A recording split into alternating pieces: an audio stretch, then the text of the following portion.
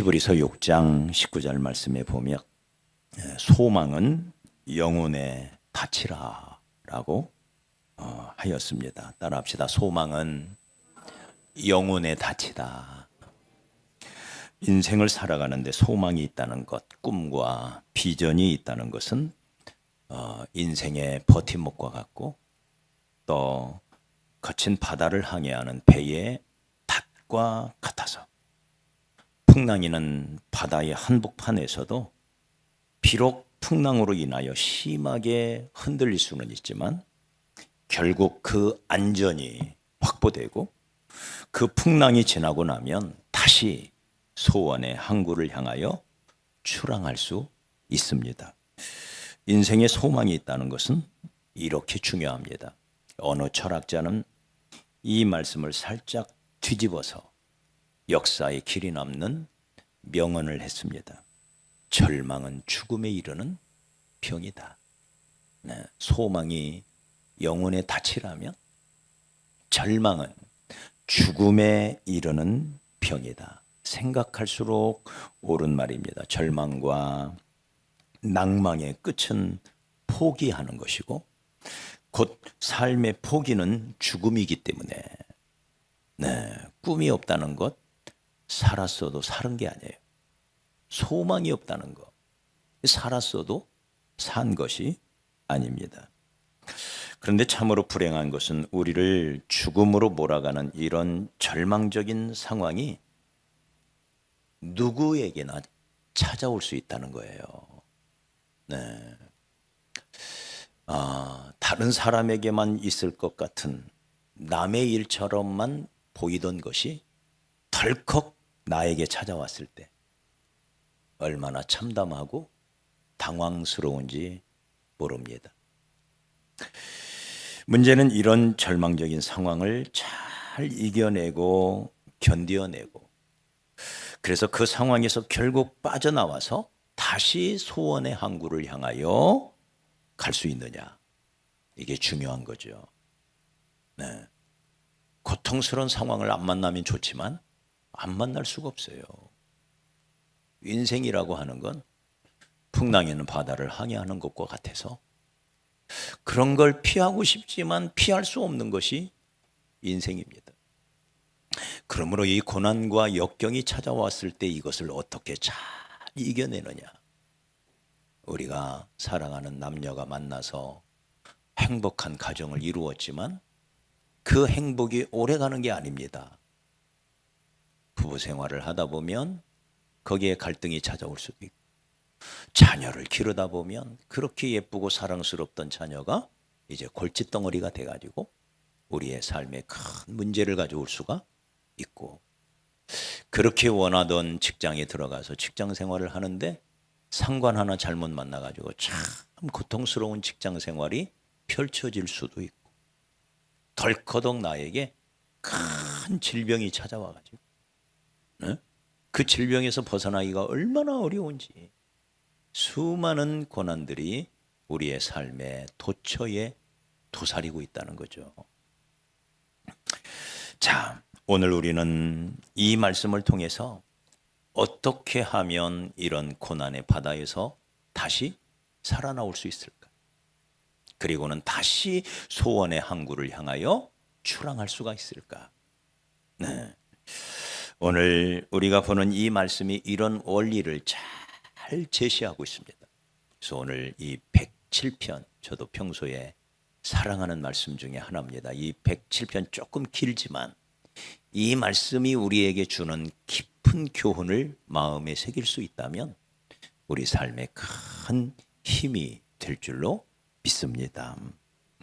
먼저는 왜 이런 절망적인 상황이 우리 가운데 찾아오느냐? 왜? 여러 이유가 있지만 오늘 말씀은 세 가지로 우리에게 가르쳐 줍니다. 첫째는 하나님의 말씀에 불순종할 때 하나님은 우리의 바다의 풍랑을 일으킬 수 있다는 거죠. 그래서 여기 11절에 보면 하나님의 말씀을 거역하며 지존자의 뜻을 멸시함이라. 말씀에 불순종하는 거예요.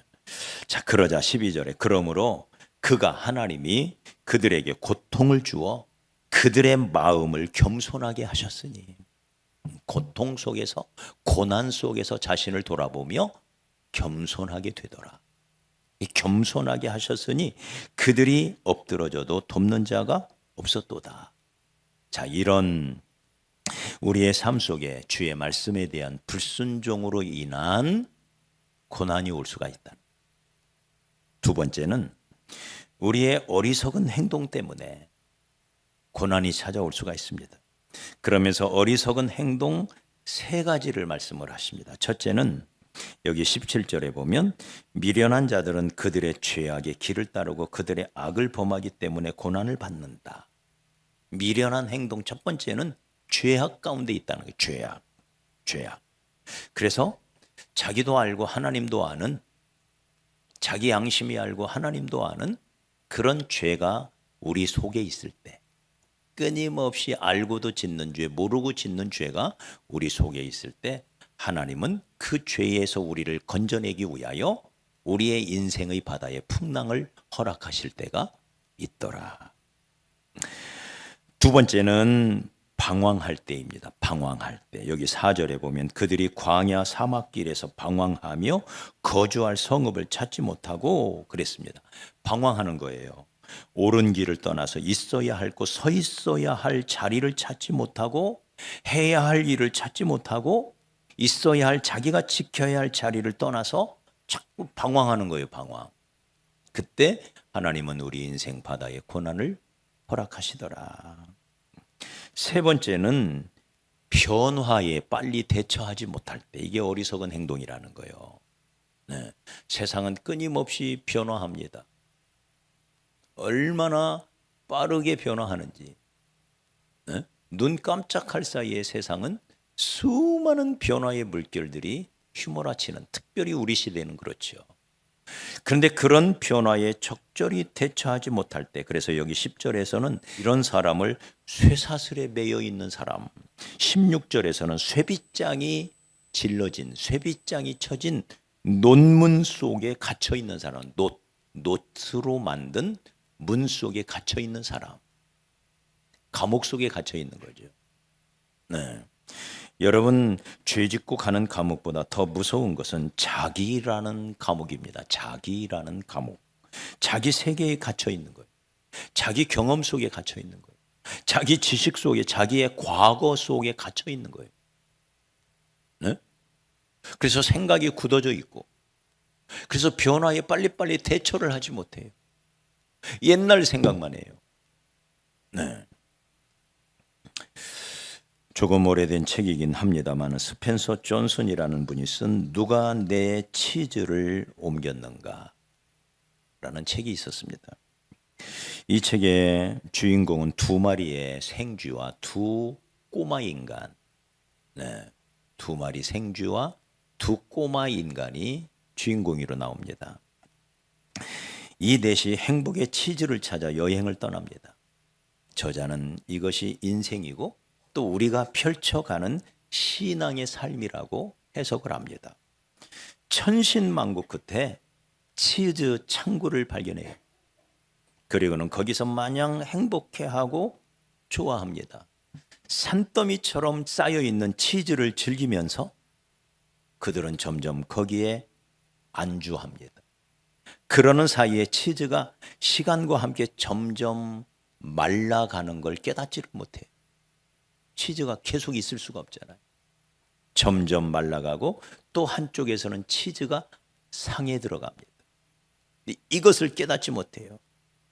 그러다가 어느 날 그 많은 치즈가 다 말라 비틀어지고 썩어서 먹을 수 없는 상황이 되고 말아요.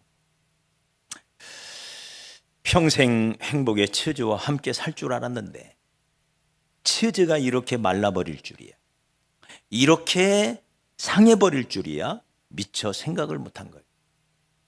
직장이 내 곁을 떠나갑니다. 사랑이 점점 식어가기 시작합니다. 건강이 내 곁을 떠나갑니다. 돈이 나를 배신합니다. 친구가 나를 배신합니다. 그래서 점점 이 행복의 치즈가 말라버리고 어느 날 실패의 함정 속에 실패의 자리에 던져져 있는 자신을 발견하게 됩니다. 이때 어떤 태도를 취할 것이냐? 누가 내 치즈를 옮겨갔지? 누가 내 치즈를 이렇게 말라버리게 한 거야? 자, 이런 상황 속에서 어떤 태도를 취하느냐? 두 마리 생쥐와 두 꼬마 인간은 여기에서 인간들의 행동 양식들을 이제 보여주기 시작합니다. 두 마리의 생쥐는 떠나가 버린 치즈에 연연하지 않고 바로 그 다음 날 다른 치즈를 향해 새로운 도전을 시작합니다. 그리고 한 꼬마는 며칠 동안 고민하고 시리에 빠져서 한숨을 쉬고 있다가는 이래서는 안 되겠다. 아마 또 어디엔가 치즈가 있을 거다. 네. 그리고는 그 치즈를 향해 길을 떠나요. 그런데 그 길이 쉬운 길이 아니었습니다. 넘어지고 때로는 피를 흘리고 깊은 밤 고독에 울면서, 그러나 마침내 도전하고 또 도전하여 커다란 치즈 창고를 다시 발견하게 돼요. 그런데 나머지 한 꼬마, 빈 창고에 웅크리고 앉아서 넋두리를 늘어놓기 시작합니다. 내 행복의 치즈는 어디에 갔을까? 후회만 하고 앉아 있습니다. 두리번거리기 시작합니다. 내가 뭘 잘못했나? 후회만 하면서 앉아 있습니다. 나는 최선을 다했는데. 허탈감과 좌절감에 빠져들기 시작합니다. 그러다가 이웃을 향하여 주변 사람들을 원망하고 불평하기 시작합니다. 세상을 원망하기 시작합니다. 네? 급기야는 하나님을 향하여 원망의 입술을 열기 시작합니다. 원인을 다른 데서 찾는 거예요. 원인을. 네?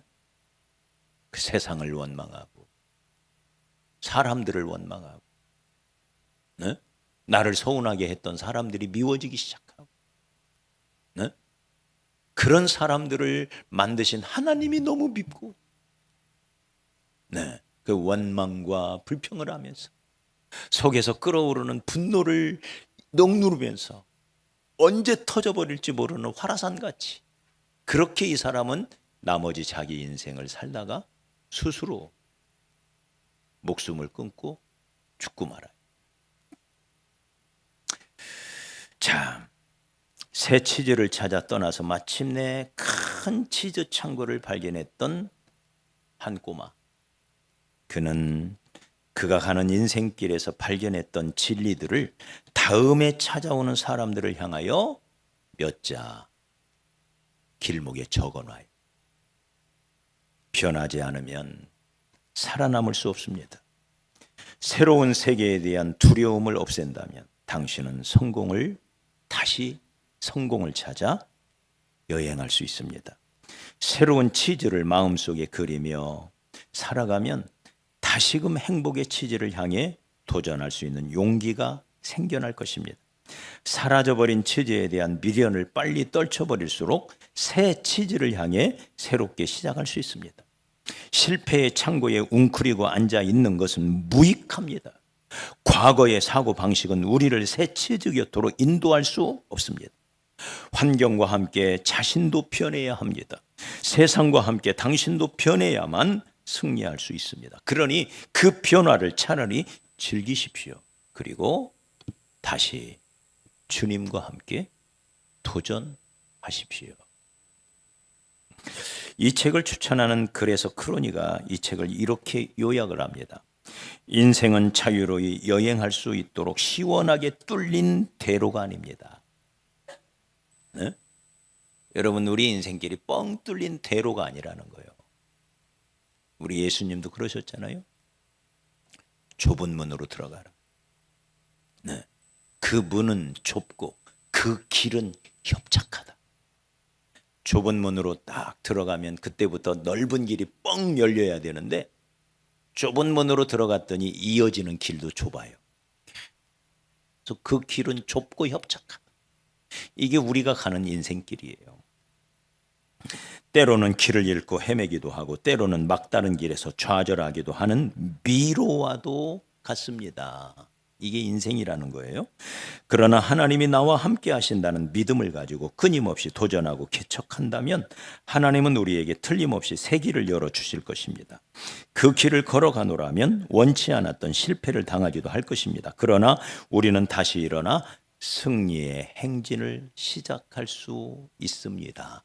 주님과 함께. 할렐루야. 이게 인생이라는 거죠. 성공한 사람 100명에게 물었습니다. 당신은 인생을 성공하는 데 있어서 가장 중요한 것을 무엇이라고 생각합니까? 가장 많은 대답 1위 대답 뭘 것 같아요? 비전이 있어야 한다? 능력이 있어야 한다? 판단력이 좋아야 한다? 이 모든 걸 다 제끼고 1위가 뭐냐? 융통성, 적응력, 상황에 대한 벌어지는 상황에 대한 현실적인 대처 능력, 변화에 대한 빠른 적응력, 한마디로 융통성이다. 에? 저와 여러분, 그리고 우리의 자녀들에게 그런 융통성 있는 교육을 잘 시켜가야 됩니다. 변화의 대처 능력. 네. 자, 오늘 다시 본문의 말씀 속으로 들어와 봅시다. 여기 시 107편은 여러 가지 어려움과 시련을 겪은 사람들이 결국 그 어려움 속에서 빠져나온 후에 저들이 기뻐하며 찬송하는 모습을 우리에게 그려주고 있습니다. 만약 미적 감수성이 탁월한 화가가 이 시 107편에 나타나 있는 고난의 장면들을 그림으로 표현한다면 4가지 그림이 나올 거예요. 4가지. 4장의 그림. 그 첫째 장면이 4절과 5절입니다. 이 그림의 배경은 사막입니다. 사막. 시야에 들어오는 것은 온통 모래밖에 없습니다. 나무도 풀도 식물도 살아있는 것은 아무것도 없습니다. 모래를 휘날리는 바람 소리만 간간히 들릴 뿐 모두가 침묵입니다. 침묵. 그리고 그림의 원근법에 따라 먼 곳에서 한 그룹의 무리들이 오고 있습니다. 그런데 자세히 들여다보니 그들의 옷은 먼지로 덮여 있었고 머리칼은 바람에 날려 흩어져 있었고 얼굴은 햇볕에 검게 그을러 있었고 눈은 시뻘겋게 충혈되어 있습니다. 입술은 말라 터져 있고 배가 고파 허기진 사람들, 심한 갈증으로 속까지 타는 것처럼 보이는 이 사람들이 사막길을 터덕 걸어가고 있어요. 네. 그들은 사막에서 더 이상 걸을 수 없을 때까지 헤매고 또 헤매면서 어디에 희망의 오아시스가 있을까? 그렇게 찾고 또 찾으면서 방황하는 사막에서의 한 장면. 네. 아마도 이 첫 번째 그림에 나타난 장면은 이스라엘이 바벨론에서 돌아오는 포로들을 묘사한 것처럼 보여요. 이런 절망적인 상황을 여기 4절은 이렇게 묘사하죠. 그들이 광야 사막길에서 방황하며 거주할 성읍을 찾지 못하고 줄이고 목이 말라 그들의 영혼이 그들 안에서 피곤하였도다. 풀 한 폭이 나지 않는 사막 한복판에서 길을 잃어버린 사람들. 정말 절망적인 상황이죠. 그런데 이 절망적이고 암울한 상황 속에서 갑자기 저들이 오아시스를 발견한 것처럼 놀라운 희망의 분기점을 성경은 기록합니다. 그게 6절이죠.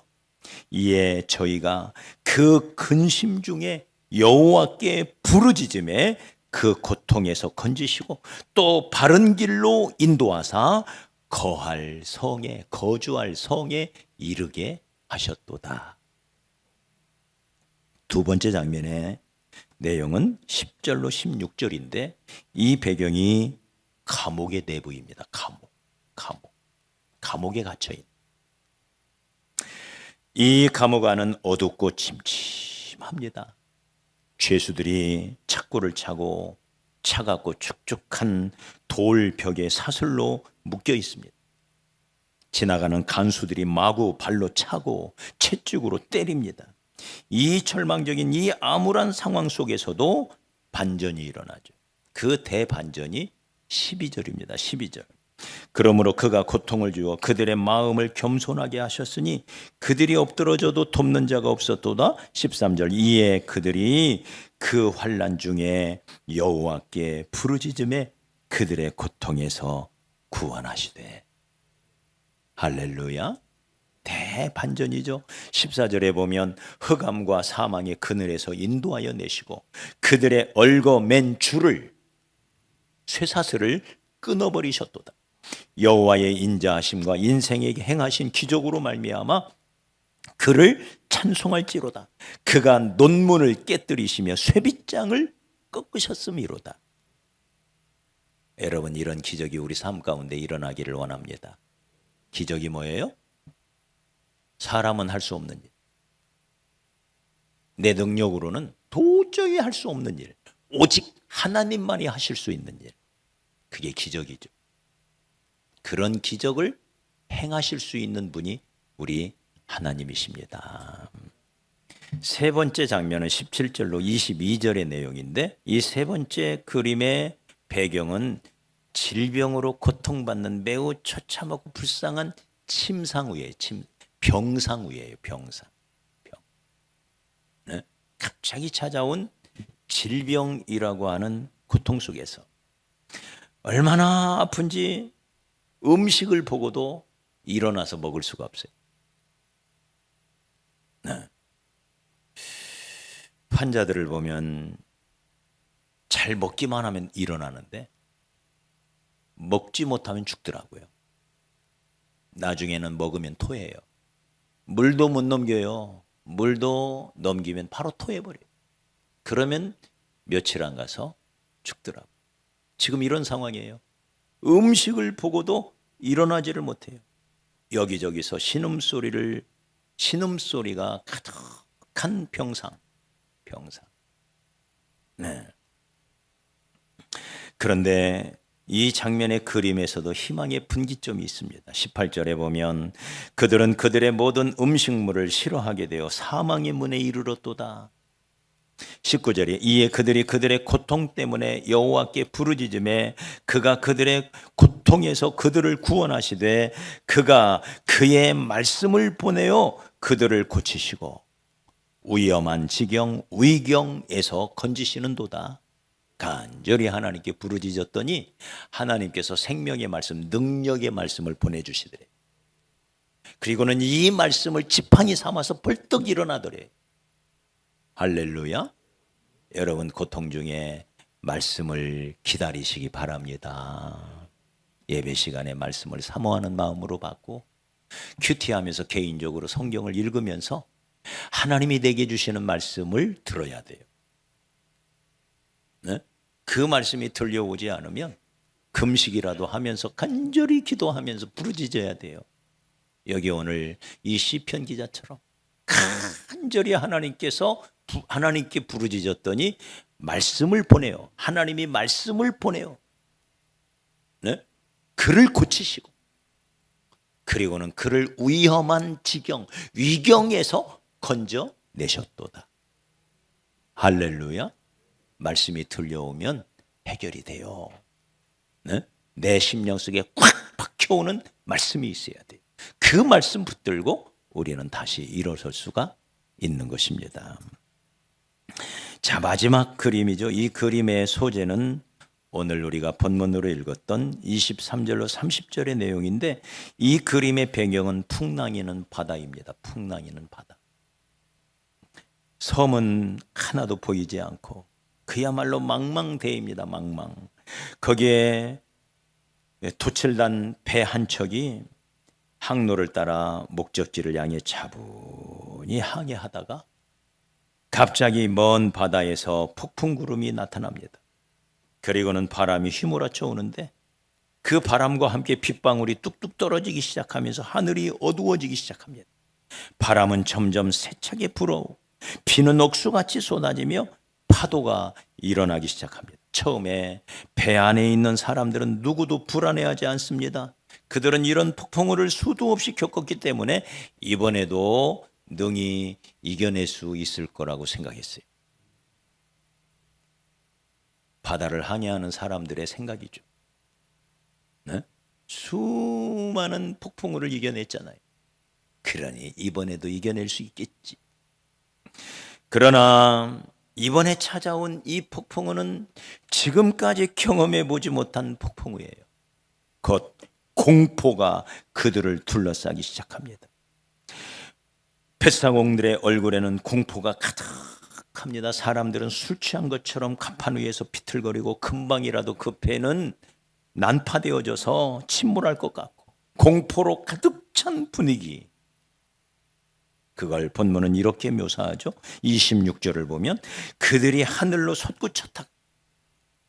네, 불어닥친 파도 꼭대기로 올라간 거죠. 배가 자그마한 배가 네? 그 바닷 물결 맨 꼭대기까지 올라갔다가 그리고는 깊은 곳으로 툭 떨어지는 거예요. 네. 그 위험 때문에 그들의 영혼이 녹는도다. 27절에 그들이 이리저리 구르며 취한 자같이 비틀거리니 그들의 모든 지각이 혼돈 속에 빠지는도다. 이게 내가 산 건지 죽은지 모를 정도로 혼돈 속에 빠지는도다. 이때 사람들이 말하죠. 정신줄 똑바로 잡아. 정신줄 놓으면 죽어. 우리 그렇게 말하죠. 정신줄 놓으면 죽어. 지금 이런 상황이에요. 이런 상황. 네? 그 속에서 정신이 다 혼돈하게 되어버리는. 자, 그런데 다시 한번 이 시편의 중심된 교훈, 놀라운 반전이 나타납니다. 28절에 보면 이에 그들이 그들의 고통 때문에 여호와께 부르짖음에 그가 그들의 고통에서 그들을 인도하여 내시고 광풍을 고요하게 하사 물결도 잔잔하게 하시는도다. 자, 반전이 어디에서 일어나요? 6절에 보면 이에 근심 중에 여호와께 부르짖음에, 13절에 보면 이에 환난 중에 여호와께 부르짖음에, 19절에 보면 고통 때문에 여호와께 부르짖음에, 28절에도 보면 고통 때문에 여호와께 부르짖음에, 고통 때문에, 고난 때문에, 환난 때문에 여호와께 부르짖었다. 여러분, 고난이 유익이 되는 것은 그 고난 때문에 하나님 앞에 나아가 기도할 수 있기 때문입니다. 근데 고난이 유익이 되지 않는 사람이 있습니다. 고난 중에서도 기도할 줄을 몰라. 그러면 생고생입니다. 유익이 되지 않아. 네. 고통 때문에 우리 하나님 앞에 나아가 간절히 기도할 수 있다면 그 고통은 도리어 축복이 됩니다. 기도는 여호와를 찾는 거죠. 네? 세상 것 찾아다니다가 세상 방법 찾다가 찾다 못 찾고는 내가 찾아야 할 분은 하나님밖에 없구나.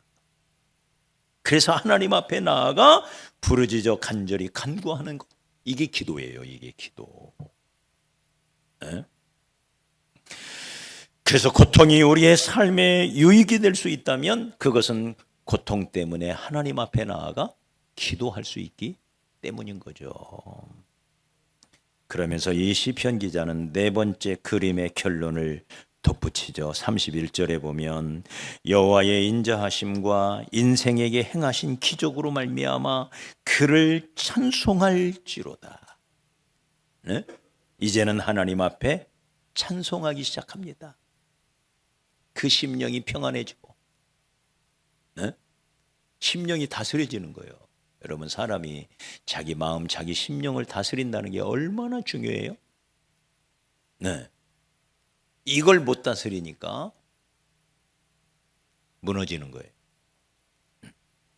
그 심령 속에 평온이 찾아오고, 그리고는 도리어 원망하던 한탄하던 그 입술로 하나님을 찬송하는 입술이 되어 있는 걸 보게 됩니다.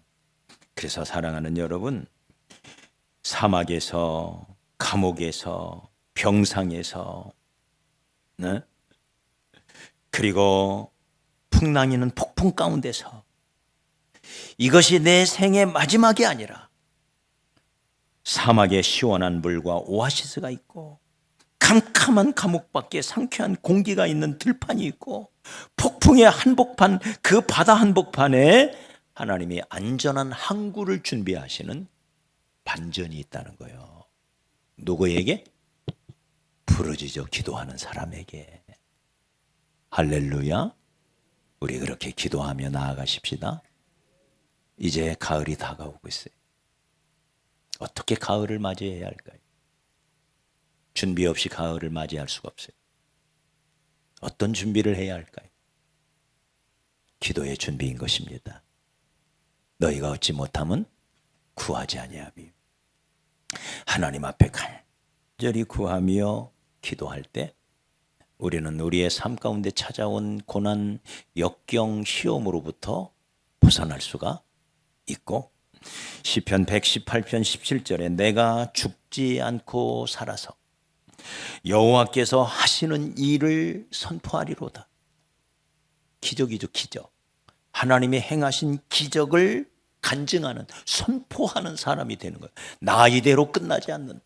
나 이대로 죽지 않는다. 내가 죽지 않고 살아나서 하나님이 나를 통해 하시는 일을 선포하는 사람이 되어야지. 이런 놀라운 은혜는 부르짖어 기도하는 사람에게 주어진다는 걸 꼭 기억하시기를 주의 이름으로 축복합니다. 제2차 세계대전 때 있었던 일입니다. 수많은 유대인들이 학살을 당하고 죄 없는 자유인들이 독일의 유대인 수용소, 학살 수용소죠. 아우슈비츠라고 하는 수용소에 끌려가서 피눈물을 뿌리고 죽어가던 그 현장 속에 유대인들이 눈물을 흘리면서 피 맺힌 절규를 통하여 외친 질문. 하나님, 지금 하나님은 어디에 계신 겁니까? 네? 피 맺힌 질문이죠. 하나님 도대체 어디 계신 겁니까? 아무리 기도해도 응답이 없고 죽어가는 수많은 사람들을 보면서 이제 나도 죽을 차례를 기다리고 던지는 거예요. 질문을 끊임없이. 하나님 도대체 지금 어디에 계신 겁니까? 어느 날 연합군이 이 수용소를 탈환하고 수용소의 벽을 검사하다가 한쪽에 뜻밖의 낡은 조각으로 쓰여진 찬송가의 가사를 보고 깜짝 놀랍니다.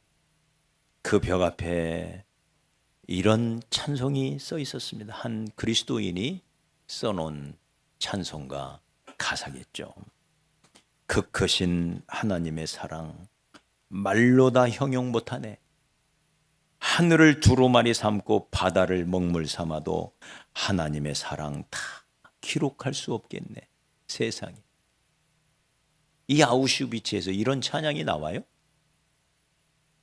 네? 독일군이 들을까 봐 입으로는 못하고 거기다가 써놓은 거예요. 네. 그래서 이 병사가 세상에 이 끔찍한 이 수용소에서 이런 찬양을 할 수 있다니. 네. 이 놀라운 기록 앞에 아연실색하여 바라보던 병사의 눈길에 그 아래 자그마하게 쓰여진 글자가 눈에 띄었습니다. 하나님은 여기에 계십니다. God is here. 하나님은 여기에 계십니다. 사랑하는 여러분, 우리 하나님은 우리가 고통하고 한숨 쉬는 바로 그 자리에 계십니다. 여러분, 삼마의 하나님 아시나요? 바로 거기 계시는 하나님. 내가 한숨 쉬는 바로 거기에 계시는 하나님. 내 심령 속에 쌓여있는 상처 때문에 울부짖는 바로 그 자리에 계시는 하나님. 그래서 나를 붙잡아 주시고 내게 힘 주시고 내게 다시 일어설 수 있는 용기를 주시고 담대함을 주시는 삼마의 하나님 믿으시나요?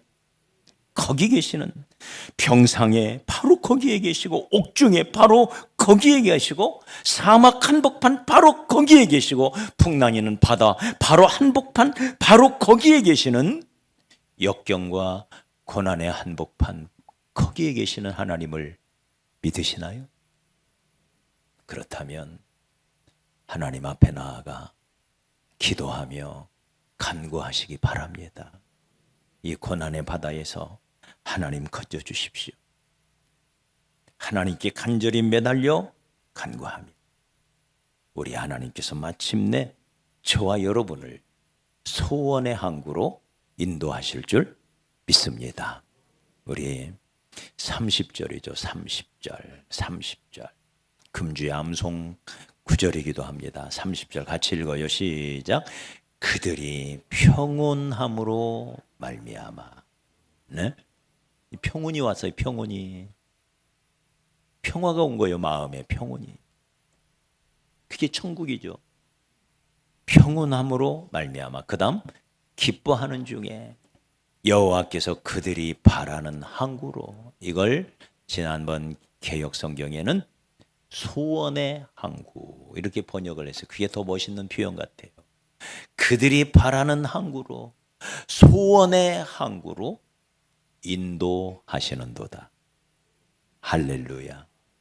이분이 바로 우리 하나님이신 것입니다. 우리와 늘 함께 하시는 여호와 삼마의 하나님, 그 하나님을 의지하면서 오늘 다시 한번 새롭게 일어나 저 소원의 항구를 향해 출항하는 그런 저와 여러분이 되어야 할 줄 믿습니다.